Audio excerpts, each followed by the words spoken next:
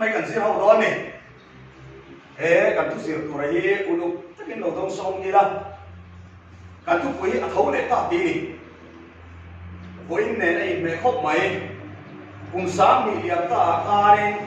tụ in gì mà khai nên thì nó này rồi quý tất nhiên là đi cho Krista thấu lên thì cái chuyện chú hoàng chuan với na chuan thu quý ta thấu để ta đi cần băng đồn anh đi mà sai mà thiên thủy là ngoài khám chân chính phản lúc bây giờ cũng sống như này bởi vì trang khá trong á trang thùng tin chọn ni chuan thu bê càng in ăn chọn ta ni sari ni pasabera chuan và trian na tình lâu rim tuy ăn siam đến chụp in thana chuan ăn vakala tin thana ta lum sonin ăn mua tin ăn luta lal isuar wang chu ăn musilo thu kan chuyện kan zat dal pan mal bin som sa ro se amen tila yanin mani kan chol nia ka thu soi kha tila ya kena ron lang le tak maya from the win kan soyanga kita zir lai tene na po voi na ka soi to vo ini chol ni lo bani chol ni tia kan lo man thi vo ini chol ni lo ni lo ni bible atang ka en chuan lần Isu Krista ka zir top ni a thia chu wa Good Friday kan tia kan lo set thin ni tro zir top ni a thita zir top tu chia ka chu chol ni wangin thu pe kan in chol zir tir te kha chiang tak mai kan Bible ro soi ta ni tin chol ni chuan thu pe kan in chol ta ati ti chuan chol ni nimin ang ke ni na imrin ni kan ti ha chol ni ka chuan an chol ta isua ruang pon chol ni chu asera khana amu hi ti chuan ni sari ni masabera chuan va triana anti helaya ni sari ni masabera ti chu tu in sing khalo ni ta ni hemi chol kar khata ni sari kan ti ya am masaber chu sunday hi ni ta ni chu chol ni kan ti kha helai in rin ni kan ti kha ri ta chol ni tu chia kha chol kar kha dan ni pasaber sunday tu zinga wa triana rim tu kengin nu ho kha thanan vakala ni ma sila khan lung kha alo in lung som dei maya an valu da isua ruang an mulo an be dok em ani ti bible kan mori ole kha kan bel sok ani chu satuan na boral tu kan ni eden bo siam na wang khanin ni ma sala min siam tu la li su Krista min mangai tu chuan am mangai ta chu minan thir thina he khove siam ani ti lai khanin la li su kha aloin tiam kam dei ko maya ka mi kring siam dei suala an tu pal ani pon ka than let yang ka lun na sengin ka lei let yang tin aloin tiam to ani cuma chatuan la kan boral purangai ngaplo kan sabaya nun kan ne thina turin lali suwa Krista chu kan dan he khofela yan aronin lanani ti kan thria ole lali suwa Krista nun kan ne thina turatana aronin nan na yan setana chuan a khengam ti lo deu pathum ani chu voi nai tối te han sir pui chu kan du ole ka soi ta khanin lali su Krista nun kan nei thina turin he khofera kan tan ro ni lana chu kan tana ai lan na chuan me ba pa se ta nei yan a khengam ti lo em thil pathum ane ni pakhat na chuan lali su Krista kha a thilo wang ti lawani ti lum matum se ta na khan van in đâu na alo ne to lo va ni ma sila he khofera chuan ne nge tu min na sat ke lo in buat saya ti chuan ali su Krista e sual khofel ni pui aron lu khumat nun kan nei theina turata na aron in pek na khan se ta na chuan ali su Krista ka a thilo bang ki kha lawe e ma ti rum da tu angai duani ta chuan ali su Krista ka atoi zongin rombo turin ai buat saya ta chuan rombola a chua ma khan enge ti ma sakper kan ti chuan baptisma a chang phot ani na taka chun baptisma hi piang thar lo te ran sang ngai lo baptisma kan ti chu baptizo kan ti chang lo ka ni a baptizo kan ti chu nimpil chia pil ti nai tuna baptisma kan chan da ni chu kan sei lo te a thora thor hi chu rantizo ani chu rantizo nim phum chu baptizo a thora thor hi rantizo anti bible ayani baptisma soinan rantizo amang ngai lo ba baptizo ti lir amang ani ole he kan tu lai ko vela chuan no sem te po baptisma kan chan tir maya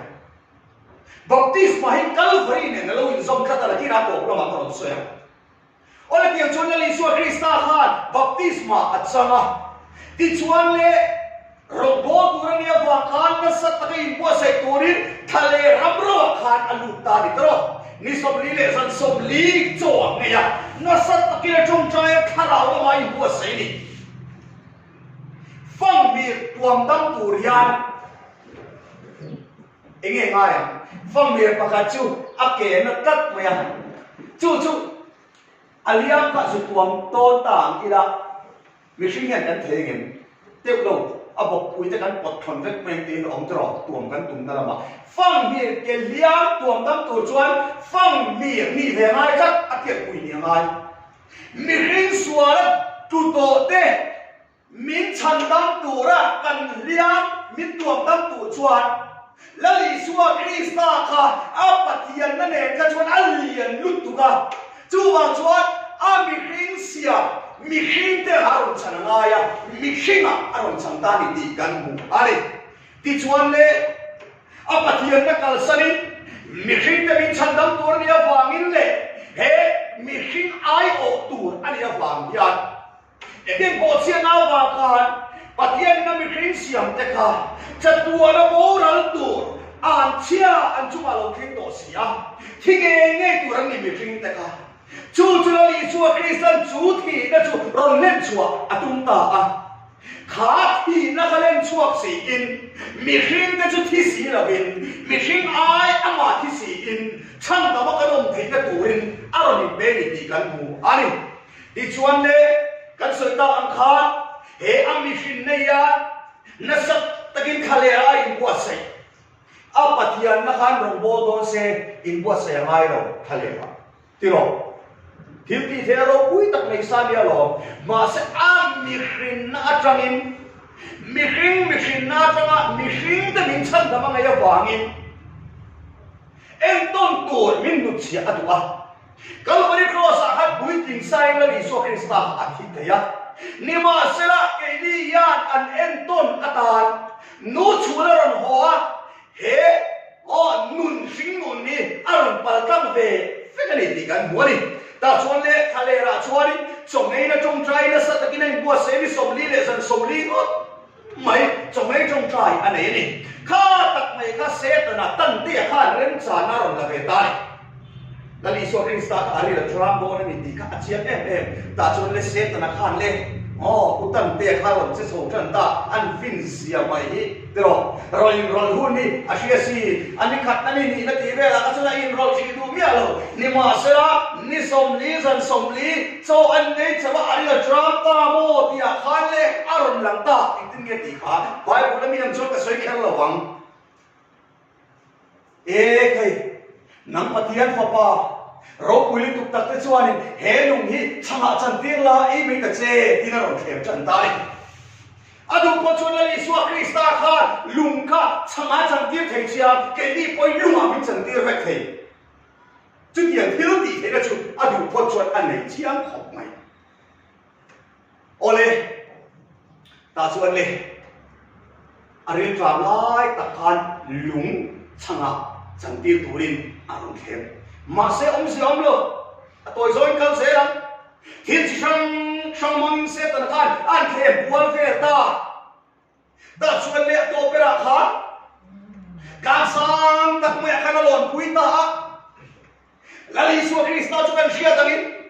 he ko ve se tan pakalo om to kha ron nei le tumin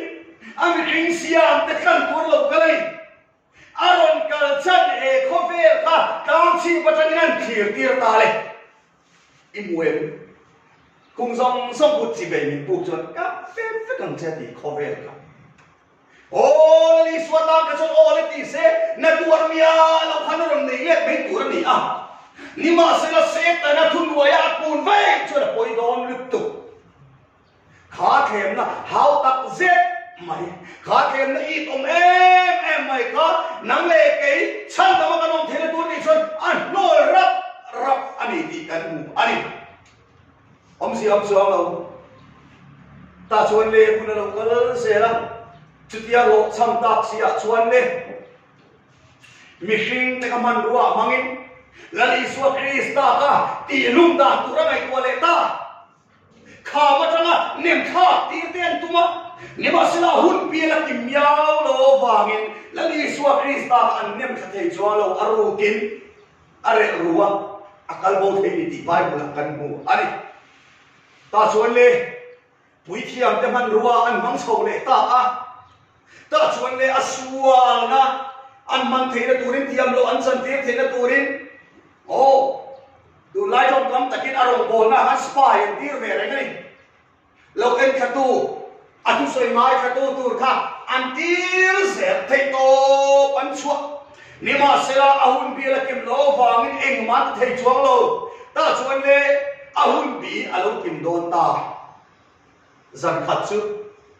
ges mani wala ali so zir tir ta ka ashwai ta ni da chuan ges mani wala atong trai yan midam ta atong trai shin ma se he mi sa na hi chuan midam ta atong trai thei to lo asi tir ne na po min chong trai pui ro o tin nge lom ani kha ngatinge ahun to panai ta athi mai to don he ko ve la piang to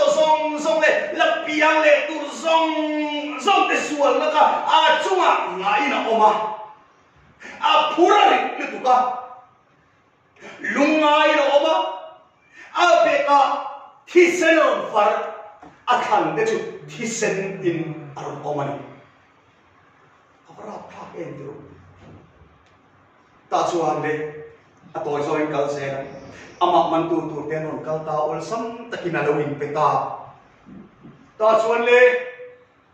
achung chan an rel sakta thiam lo chan tiar nei in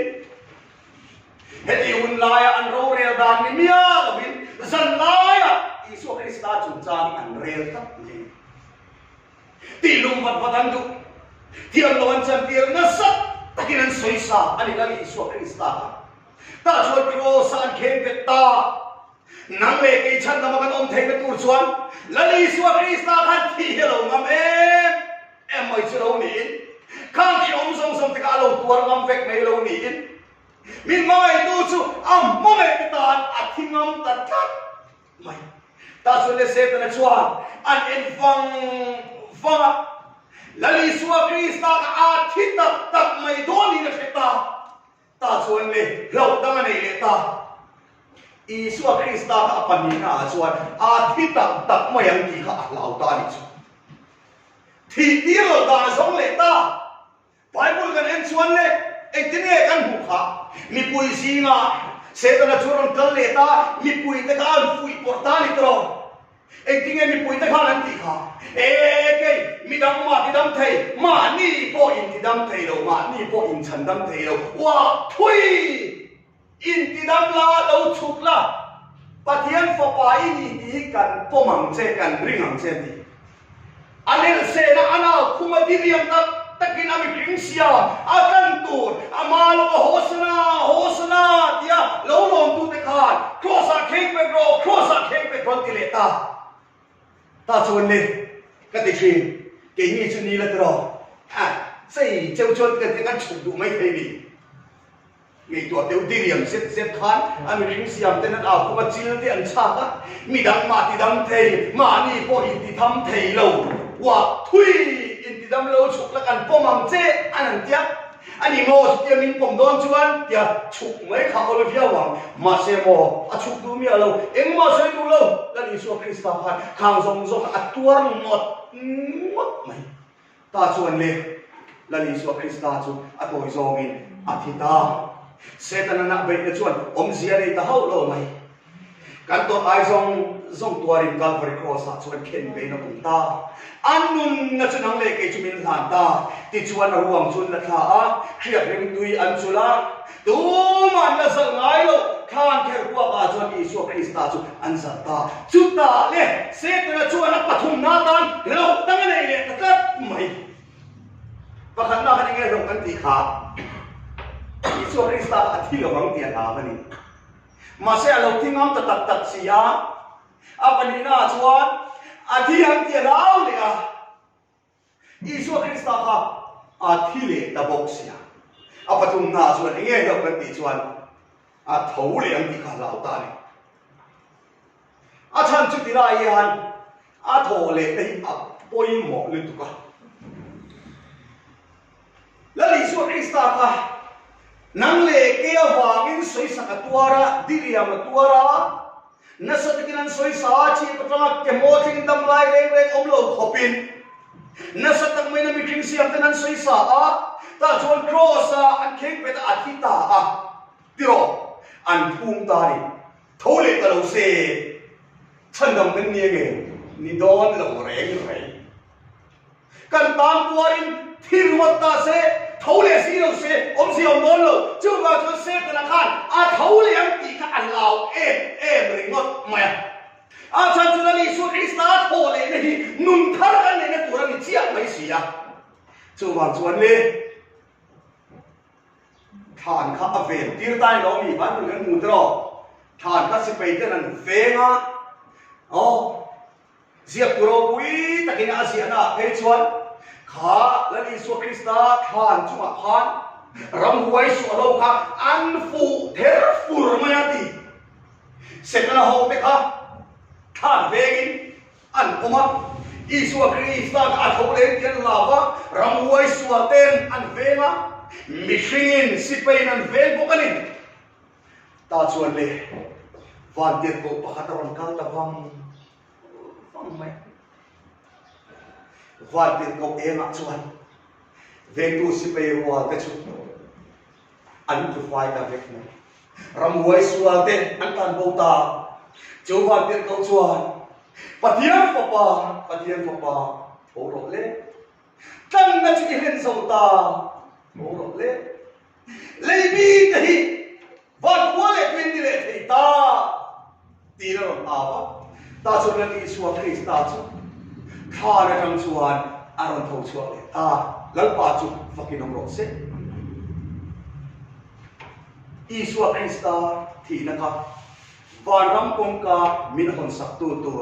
direct ka pathian kan bia vele thina tur le om puina om ta kan chan vele thina tur om chuna ni ta wangi se ta khat ka soita ang khan Isu Krista ka tholen ti alau le to kani ma se Isu Krista ka thina ne in sunday tu si nga ro pui ta ki thole ta tlat mai ka Isu Krista thina ne a ro pui ta ka thole na kha kan thole tu na minan puan sak ve ta ri mai ni chulang pa chu fucking om le ro se ole voi na yanin kan suya treng tur chu eng din muna nge kan din me rui lo mang se tan nin soi sa me po ni mai thei chu mi mang cha min boy pet me po ni mai thei thole la Isu Kristan eden bo chia la ta khan min chan dam to ni ti thin lung takin va po ve ila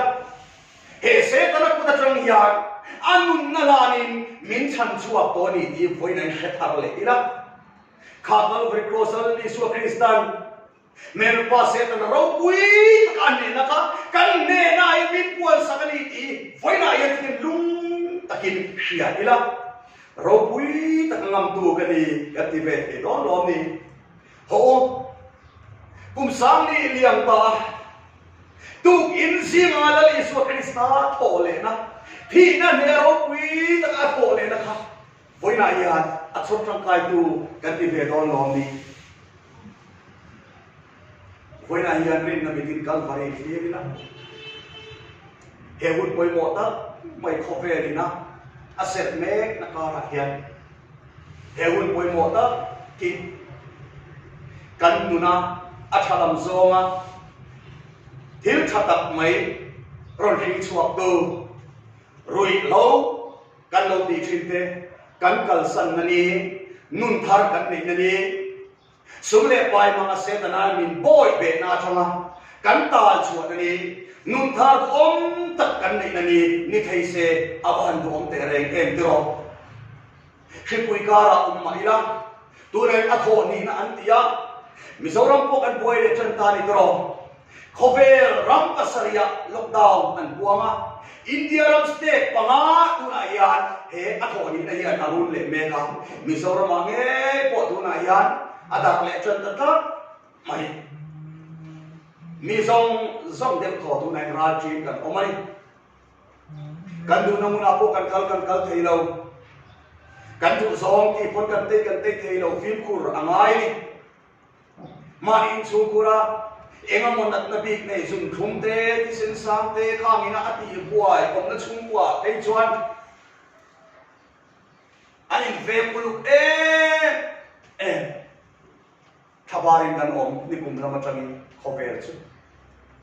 TV kan lo mu thin kan kan zoram nge poron lu sil ta shiawain kan buhay muk may nitro he khover yan kumsang ni som ni pakhat an soya bia in kumchia an tiang ni masela voina yan kumsang ni le som ni le pakhat kumsang ni kaltalali suwa kristan ni thi na nero pui taka atho le na chumi khia ni kan manayan kumchin chia ka itan ni thei sual kalsala thole ani su kristan un cho puito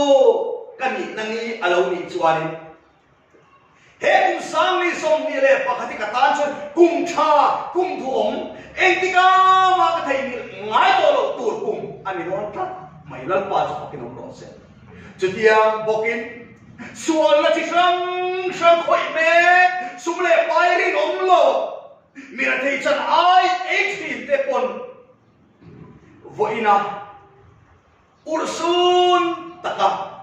khovelina concept me lali suwa krista thole nani thina ne aro pui taka athole na kanchia ringani ayan khasual zong kalsanin lalpa miswal kani mingai da bangche lalpa dia zakaya nga pian thanaro pui ta lali suwa krista thole cho pui tu ini nani loli vese awan gom chutiang chuan he ni chung ko thar kan din nani atante unaw thar kan din nani atante engova na unaw in ngai lo te pona kan lo in ngai nani kan in pum khata kan in mai na alo suwa nani atante nu pakara engamo har sak na theng chumia fa ga bo then me te pon he ni kan in pum khat le nani kan in mai ti suwa tu ni lo thei se awan du om te re rui lo boy me te pon chung ko thar kan din nani nu le patana fathar kan ni nani lo ni thei se awan du om te re ha tu na trang yani krista thole nani nun thar le kan thole nani ti shia in sual boy tang song eng sual boy ai kan tan ti chu kai mani thavin kan shia ang chung sual boy tang song te chwa krista thole nani kan shia reng na hun hi nun thar le kan thole ni ani ti shia in tu na trang chuan krista du danang sawa nung to torin i omam sutiang ani chuan mi hau le mire thei in ka lakwal tual te ko po na ina lo omanga he kan zoram yang ani tur ang sia ani chok chuan he zoram mi awan nuam don varam ka fual kan chen don ani di achiam mani ole to perna tan kanin man bible cha karon soi fia nu lo ka baptist ma chung chang ka soya ka toy te to phanan han soi te pham kan ole lal Isu Krista thi na le thole na ina a entira chu nim pum baptisma ani tak mai ni chu nia piam thar lo chuan baptisma hi an changai lo Bible bun lai tekin na piam thar bia lo baptisma ka lo chang ani chuan misual hu luam ka ni very much misual hu luam ka ni very much ni ko da menena tu ya le kharawa piam tu ra ni ti helaya poi mo hop mai ka soi phone to kan tu lai ko vela chuan no se pian thar no sia po shemia lo te kan in baptisa ma se baptisma hi lo ril tu ka Calvary ne lo in zong kat mai ni lali suwa Krista Calvary athi na ka thina ni ti ka punta a ke visual hian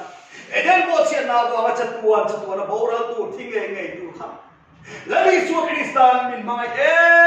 ma van ka tortur zong tuarin Calvary cross aron thin